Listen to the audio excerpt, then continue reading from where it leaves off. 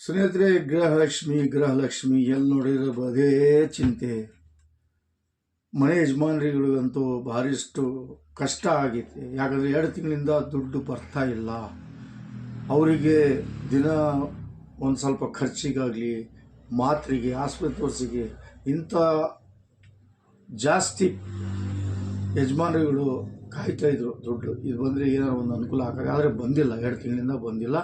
ಏನಂತ ವಿಷಯನೂ ಯಾರಿಗೂ ತಿಳಿಸಂಗೂ ಇಲ್ಲ. ಆ ಥರ ಆಗ್ಬಿಟ್ಟಿದೆ. ಈಗ ಏನು ಮಾಡಬೇಕು, ಮತ್ತೆ ಬಂದು ಏನಾರು ಮಾಡಬೇಕಾ, ಈ ಥರ ಪ್ರಶ್ನೆ ಹುಡ್ತಾ ಇರ್ತವೆ. ಈ ಮನೆ ಯಜಮಾನರುಗಳು ಸುಮ್ಗಿರಲ್ಲ, ಕೇಳ್ತಾ ಇರ್ತಾರೆ ಏನಾರು ಮಾಡಬೇಕು. ಅದು ಏನು ಮಾಡೋಂಗಿಲ್ಲ. ಆದರೂ ಒಂದು ಸುದ್ದಿ ಭಾಳ ಜೋರಿಂದ ಹರಿದಾಡ್ತದೆ. ಏನಪ್ಪ ಅಂದರೆ, PMJJBY ಮಾಡಿರಿ, SBI ಮಾಡಿರಿ. ಇದು ಸುದ್ದಿ. ಇದು ಯಾರು ತಂದಾರೆ? ಇದು ತಂದ ಸುದ್ದಿ ಆಶಾ ಕಾರ್ಯಕರ್ತರು ಮತ್ತು ಅಂಗನವಾಡಿ ಟೀಚರ್ಗಳು.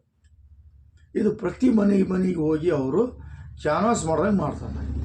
ನಿಮಗೆ ದುಡ್ಡು ಬೇಕಾ, ಗೃಹಲಕ್ಷ್ಮಿದು PMJJBY ಮಾಡಿ, PMSBY ಮಾಡಿ, ನಿಮಗೆ ದುಡ್ಡು ಬರುತ್ತೆ. ಈ ಥರ ಸುದ್ದಿಯನ್ನು ಭಾಳಷ್ಟು ಹಳ್ಳಿಗಳಾಗೆ ಹೊಡೆದಾಗ್ತೈತೆ. ಆದರೂ ಇದು PMJJBY ಏನಂತ ಗೊತ್ತಿಲ್ಲ, SBI ಅಂತ ಏನಂತ ಗೊತ್ತಿಲ್ಲ. ಭಾಳಷ್ಟು ಹೆಣ್ಮಕ್ಳಿಗೆ ಅವ್ರೇನು ಮಾಡ್ತಾರೆ, ಎಲ್ಲಿ ಹೋಗ್ಬೇಕಮ್ಮ, ಬ್ಯಾಂಕಿಗೆ ಹೋಗ್ರಿ, ಬ್ಯಾಂಕಿಗೆ ಬಂದುಬಿಡ್ತಾರೆ, ಪಾಸ್ಬುಕ್ಕು ಆಧಾರ್ ಕಾರ್ಡು ತೊಗೊಂಡ್ಬಂದುಬಿಡ್ತಾರೆ. ಆದರೂ ಇದು ಅರ್ಥ ಮಾಡ್ಕೋಬೇಕು ಫಸ್ಟ್ ಏನಂತ. PMJJBY ಅಂದರೆ ಏನು? PMJJBY ಅಂದರೆ 18 ವರ್ಷದಿಂದ 50 ವರ್ಷ ವಯಸ್ಸಾಗಿರಬೇಕು ಅಂಥವರಿಗೆ ವರ್ಷಕ್ಕೆ 436 ರೂಪಾಯಿ ಕಟ್ಟಾಗುತ್ತೆ. ಆ 436 ರೂಪಾಯಿ ಮತ್ತೆ ನಿಮಗೆ ತಿರ್ಗಾ ಬರಲ್ಲ, ಯಾವ ಕಾರಣಕ್ಕೂ ಬರಲ್ಲ. ನೀವು ಎಷ್ಟು ವರ್ಷ ಇರ್ತೀರಾ ಅಷ್ಟು ವರ್ಷನೂ ಕಟ್ಟಾಗತ್ತೆ. ನಿಮ್ಮದು 50 ವರ್ಷ ಒಳಗೆ ತಂಗ ಅದ್ರ ಮೇಲೆ ಕಟ್ಟಾಗಲ್ಲ. ಅಕಸ್ಮಾತ್ 50 ವರ್ಷ ಒಳಗೆ ಏನಾದ್ರು ನೀವು ತೀರ್ಕೊಂಡ್ರಿ ಅಂದರೆ, ನೀವು ನಾಮಿನಿ ಯಾರಿಗೆ ಕೊಡ್ತೀರಾ ಅವರಿಗೆ 2 ಲಕ್ಷ ನಿಮ್ಮ ಅಮೌಂಟನ್ನು ಸರ್ಕಾರದಿಂದ ವಾಪಸ್ ಬರುತ್ತೆ. ಅದು ನೀವು ತೀರ್ಕೊಂಡ್ರೆ ಮಾತ್ರ, ಸತ್ತರೆ ಮಾತ್ರ, ಬದುಕಿದ್ರೆ ಸಿಗಲ್ಲ. ಇದು ಒಂದು ಗಮನಗಿಟ್ಕೊಳ್ಳಿ. ಇದು PMJJBY ಇದಕ್ಕೆ ಅಂತಾರೆ. PMSBY ಅಂದರೆ ಪ್ರಯಾಣಕ್ಕೆ ಒಂದು ಸುರಕ್ಷತೆ, ಒಂದು ಆದಾಯ ಆಗಬೇಕಂತ PMSBY ಅಂತ ಮಾಡಿದೆ, ಪ್ರಧಾನಮಂತ್ರಿ ಸುರಕ್ಷಾ ಬಿಮಾ ಯೋಜನೆ ಅಂತ. ಇದು ಏನಪ್ಪ ವಯಸ್ಸು ಅಂದರೆ 18ರಿಂದ 70 ವರ್ಷ ತನಕ ಇರಬೇಕು. ಪ್ರತಿ ವರ್ಷ 20 ರೂಪಾಯಿ ಕಟ್ಟಾಗತ್ತೆ. ಮೇ ತಿಂಗಳಲ್ಲಿ ಪ್ರತಿ ವರ್ಷ 20 ರೂಪಾಯಿ ಕಟ್ಟಾಗತ್ತೆ. ಇದಕ್ಕೆ ಹೆಂಗೆ ಬರುತ್ತೆ ದುಡ್ಡು? ಆಕ್ಸಿಡೆಂಟ್ನಾಗೆ ಡೆತ್ ಆಗಿರ್ಬೇಕು, ಆ ಆಕ್ಸಿಡೆಂಟಲ್ಲಿ ಸಾವಾಗಿರ್ಬೇಕು. ಅಂಥವರಿಗೆ ನಾಮಿನಿ ಯಾರಿಗೆ ಕೊಟ್ಟಿರ್ತೀರ ಅವರಿಗೆ 2 ಲಕ್ಷ ರೂಪಾಯಿ ಪರಿಹಾರ ಅಂತ ಈ ಯೋಜನೆಯನ್ನು ವಾಪಸ್ ಅವ್ರಿಗೆ ಕೊಡ್ತಾರೆ. ಇದು PMSBY ಅಂತ, ಪ್ರಧಾನಮಂತ್ರಿ ಸುರಕ್ಷಾ ಬಿಮಾ ಯೋಜನೆ.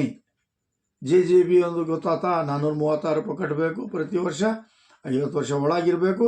ಸತ್ತರೆ ಮಾತ್ರ 50 ವರ್ಷ ಒಳಗೆ, ನಾರ್ಮಲ್ ಡೆತ್ ಆದ್ರೂ 50 ವರ್ಷ ಒಳಗಿದ್ದವರಿಗೆ 2 ಲಕ್ಷ ರೂಪಾಯಿ ಅವರ ಯಾರು ನಾಮಿನಿ ಕೊಟ್ಟಿರ್ತಾರೆ ಅವ್ರಿಗೆ ಬರುತ್ತೆ. ಇದು 2 ಇನ್ಸೂರೆನ್ಸ್ ಸೆಂಟ್ರಲ್ ಗೌರ್ಮೆಂಟಿಂದ, ಇದು ರಾಜ್ಯ ಸರ್ಕಾರದಿಂದಲ್ಲ. ಇದೊಂದು ತಿಳ್ಕೊಳ್ಳಿ. ಗೃಹಲಕ್ಷ್ಮಿಗೂ ಈ ಇನ್ಸೂರೆನ್ಸಿಗೂ ಯಾವ ಸಂಬಂಧನೂ ಇಲ್ಲ. ನೀವು ಈ ಇನ್ಸೂರೆನ್ಸ್ ಮಾಡಿದರೆ ಮಾಡಬಹುದು, ಬೇಡ ಅಂದರೆ ಬಿಡ್ಬೋದು. ನೀವು ಮಾಡಿದರೆ ದುಡ್ಡು ಬರುತ್ತೆ, ಮಾಡಿಲ್ಲ ಅಂದರೆ ಬರಲ್ಲ ಅಂತ ಹೇಳ್ತಾರಲ್ಲ, ಇದು ಸುಳ್ಳು ಸುದ್ದಿ. ಇದು ಯಾರಿಗೆ ಗೊತ್ತಿಲ್ಲ ಅವ್ರು ಮಾಡ್ತಾರೆ ಅಷ್ಟೇ. ದಯವಿಟ್ಟು ಯೋಚನೆ ಮಾಡಿ. ಅದೇ ನಿಮಗೆ ಅನುಕೂಲ ಇದ್ದರೆ ಮಾಡಿ, ಬೇಡ ಅಂತ ಹೇಳಲ್ಲ. ಆದರೂ ಗೃಹಲಕ್ಷ್ಮಿ ಆಗಲಿ, ಅನ್ನಭಾಗ್ಯ ಆಗಲಿ, ಯಾವ ಸ್ಕೀಮಿಗೆ ಈ ಇನ್ಸೂರೆನ್ಸ್ ಸಂಬಂಧನೇ ಇಲ್ಲ. ಇದು ಕಂಡೀಷನ್ ಆಗಿ ಹೇಳ್ತಾ ಇದ್ದೀನಿ. ಇದು central government scheme. Annabhagya, Gruhalakshmi states, ರಾಜ್ಯ ಸರ್ಕಾರ ಸ್ಕೀಮ್. ಅದಕ್ಕೋಸ್ಕರ ಇದಕ್ಕೂ ಒಂದು ಸಂಬಂಧ ಇಲ್ಲ. ದಯವಿಟ್ಟು ಆಲೋಚನೆ ಮಾಡಿ. ಸುಮ್ಮನೆ ಬ್ಯಾಂಕ್ಗಳಿಗೆ ಬಂದು ಹಿಂಸೆ ಕೊಡಬೇಡ್ರಿ.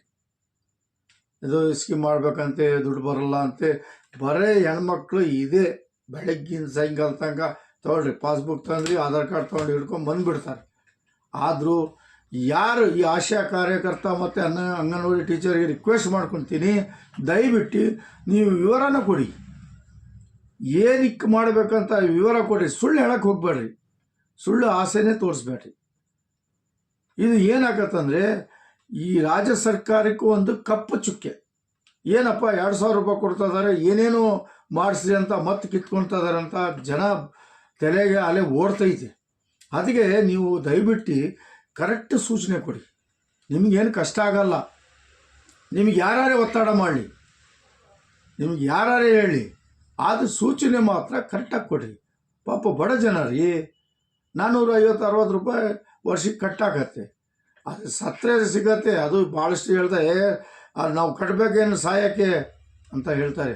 ಅದಕ್ಕೋಸ್ಕರ ಕರೆಕ್ಟಾಗಿ ವಿವರ ಕೊಡ್ರಿ. ನೀವು ಅವ್ರು ಮಾಡಲಿ ಬಿಡಲಿ, ಮತ್ತು ನೀವು ಒತ್ತಡ ಮಾಡ್ತಿದ್ದೀರಿ ಅಂತ ಸುದ್ದಿಯನ್ನು ಬಂತು. ದಯವಿಟ್ಟು ಯಾರಿಗೂ ಒತ್ತಡ ಮಾಡೋಕ್ಕೆ ಹೋಗಬೇಡ್ರಿ. ಅವ್ರಿಗೆ ಅನುಕೂಲ ತಕ್ಕಂತೆ ಅವ್ರು ಮಾಡ್ಕೊತಾರೆ. ನಿಮಗೇನೈತೆ ಕಾನೂನು ಪ್ರಕಾರ ನೀವು ಹೇಳ್ಬೇಕಾ, ಎಷ್ಟು ಹೇಳ್ಬೇಕು ಅಷ್ಟು ಹೇಳಬೇಕು.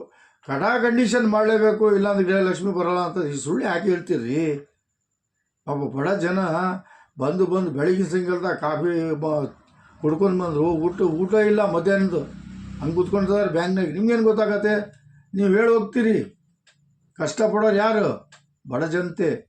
ಅದಕ್ಕೆ ದಯವಿಟ್ಟು ಈ ಥರ ಸುದ್ದಿಯನ್ನು ಅಲ್ಲಾಡಿಸ್ಬೇಡ್ರಿ. ಎಷ್ಟೈತೆ ಅಷ್ಟು ಹೇಳಿ, ಮಾಡಿಸ್ಲಿ ಬಿಡಲಿ, ಅವ್ರಿಗೆ ಬಿಟ್ಟು. ನೀವು ಜನರೇ ನೀವು ಗಮನಗಿಟ್ಕೊಳ್ಳಿ. ಯಾರು ಏನಾರು ಹೇಳಿ ಫಟ್ ಅಂತ ನೀವು ಬ್ಯಾಂಕ್ಗಳ ಹತ್ರ ಬರೋದು, ಪೋಸ್ಟ್ ಆಫೀಸ್ ಹತ್ರ ಬರೋದು ಇದು ಬಿಡ್ರಿ. ಪೂರ್ತಿ ವಿವರ ತಗೊಳ್ಳಿ. ರಾಜ್ಯ ಸರ್ಕಾರದಿಂದ ಏನಾರ ಆದೇಶ ಆಯ್ತಾ? ಇಲ್ಲ. ಗೃಹಲಕ್ಷ್ಮಿಗೆ ಈ ಇನ್ಸೂರೆನ್ಸ್ ಮಾಡಿದ್ರೆ ಬರ್ತದೆ, ರಾಜ್ಯ ಸರ್ಕಾರ ಏನಾರ ಗೈಡ್ಲೈನ್ಸ್ ಕೊಟ್ಟಿದ್ದಾ? ಇಲ್ಲ. ಮತ್ತು ಯಾಕ್ರಿ ಮಾಡೋಕ್ಕೆ ಹೋಗ್ತೀರಿ? ಮಾಡಲಿ ಬಿಡಲಿ. ಒತ್ತಡ ಮಾಡೋಕ್ಕೆ ಹೋಗ್ಬೇಡ. ದಯವಿಟ್ಟು ಅಂಗನವಾಡಿ ಟೀಚರ್ ಆಗಲಿ, ಆಶಾ ಕಾರ್ಯಕರ್ತೆ ಅವ್ರಿಗೆ ಕೈ ಮುಗಿ ಕೇಳ್ತೀನಿ. ಯಾಕಂದರೆ ಭಾಳ ನೋವು ಐತೆ, ಕಷ್ಟ ಐತೆ. ಬಡ ಜನತೆ ಎಲ್ಲಿನ ತರೋದು ದುಡ್ಡು? ಅವ್ರಿಗೆ ಬಿಟ್ಟಿದ್ದು. ನೀವು ಮಾಡಲೇಬೇಕಂತ ನೀವು ಒತ್ತಡ ಮಾಡ್ತೀರಂತ ಸುದ್ದಿ ಬಂದಿದೆ. ಅದಕ್ಕೆ ಈ ವಿಡಿಯೋನ ಮಾಡ್ತಾಯಿದ್ದೀನಿ. ಸ್ನೇಹಿತರೆ, ಈ ವಿಡಿಯೋನು ಎಲ್ಲ ಕಡೆಯೂ ನೀವು ಶೇರ್ ಮಾಡಬೇಕು. ಎಲ್ಲರಿಗೂ ಗೊತ್ತಾಗಬೇಕು. ಇಡೀ ರಾಜ್ಯದಲ್ಲಿ ಈ ಸುದ್ದಿ ಹೋಗ್ಬೇಕು. ಯಾಕಂದರೆ ಭಾಳಷ್ಟು ಜನಕ್ಕೆ ಗೊತ್ತಿರಲ್ಲ ಪಾಪ. ಪಾಸ್ಬುಕ್ಕು ಆಧಾರ್ ಕಾರ್ಡ್ ಹಿಡ್ಕೊಂಡು ಬಂದುಬಿಡ್ತಾರೆ. ಈ ಸುದ್ದಿ ಇವತ್ತು ಅದಕ್ಕೆ ಇದಕ್ಕೋಸ್ಕರ ಮಾಡಿದ್ದೀನಿ. ಮತ್ತು ಗೃಹಲಕ್ಷ್ಮಿ ಯಾವಾಗ ಬರ್ತದ ಭಾಳಷ್ಟು ಜನ ಕೇಳ್ತಾ ಇದ್ದಾರೆ. ಯಾವ ಇನ್ನೂವರೆಗೂ ಅಪ್ಡೇಟ್ ಸಿಕ್ಕಿಲ್ಲ ಅಂತ. ಏನಾರು ಅಪ್ಡೇಟ್ ಸಿಕ್ಕಿದರೆ ನಿಮ್ಮ ಮುಂದೆ ಮತ್ತೆ ಇದೇ ಥರ ಒಂದು ವಿಡಿಯೋ ಮಾಡ್ತೀನಿ. ಅಲ್ಲಿ ತನಕ ಸೇಫಾಗಿರಿ, ಸುರಕ್ಷತೆ ಇರಿ. ಯಾಕಂದರೆ ಈಗ ಚಳಿಗಾಲ ಹೋಗ್ತಾ ಇದೆ, ಬಿಸಿಲು ಶುರುವಾಗಿದೆ.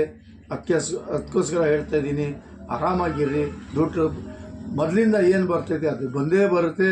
ಯಾಕಂದರೆ ಈ ಫೆಬ್ರವರಿ ತಿಂಗಳು, ಮುಂದಿನ ತಿಂಗಳು ಬಡ್ಜೆಟ್ ಬೇರೆ ಇರುತ್ತೆ. ಈ ತಿಂಗಳು ಒಳಗೆ ಆದಷ್ಟು ಬರ್ಬೋದು ಅಂತ ನಮ್ಮ ಅನಿಸಿಕೆ. ಇಷ್ಟು ಹೇಳ್ತಾ ನಾನು ಈ ವಿಡಿಯೋನ ಮುಗಿಸ್ತಾ ಇದ್ದೀನಿ. ಜೈ ಹಿಂದ್, ಜೈ ಕರ್ನಾಟಕ.